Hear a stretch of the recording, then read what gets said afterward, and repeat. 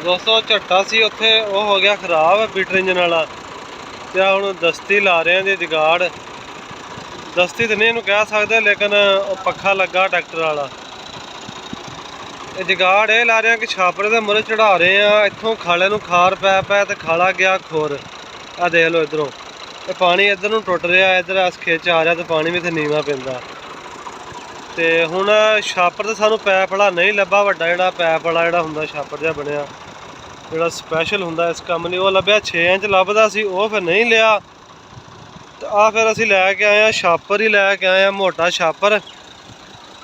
वो अगे बन्नी जांदे आ पक्खे ते, ताकि ਉਹਦੇ ਵਿੱਚ पानी सीधा ਇੱਥੇ आ के निकले, इस जगह ते पानी ना पवे, क्योंकि इत्थों खार पै पै ना पक्खे दे प्रैशर नाल ते खड़ा टुटण दा जिहड़ा खतरा वा, टुट गया तो फिर इत्थे मुसीबत नवीं पैदा हो जाएगी।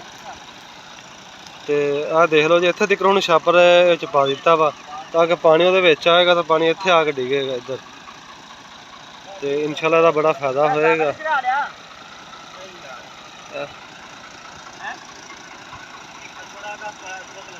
ते अल्लाह खैर करेगा। ओ बा अगे बंद बोधा इन्नी टैड़कन की लोड़ नहीं हैगी, नहीं प्रैशर पैंदा इच, ये खुला हैगा, प्रैशर नहीं पैंदा इन्ना।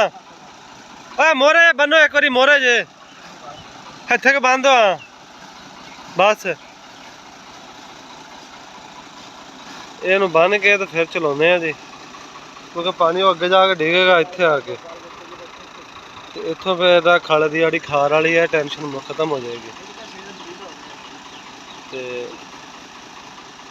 बंदे सवेर दे लगे खड़े सी, तो मैं हुण आउंदा है छापर लैके आया शहरों, तो अल्लाह खैर करेगा जी।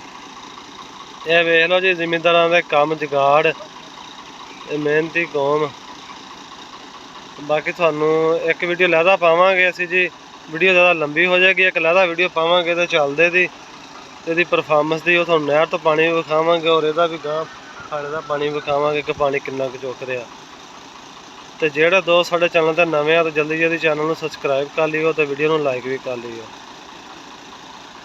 तो अल्लाह हाफिज़।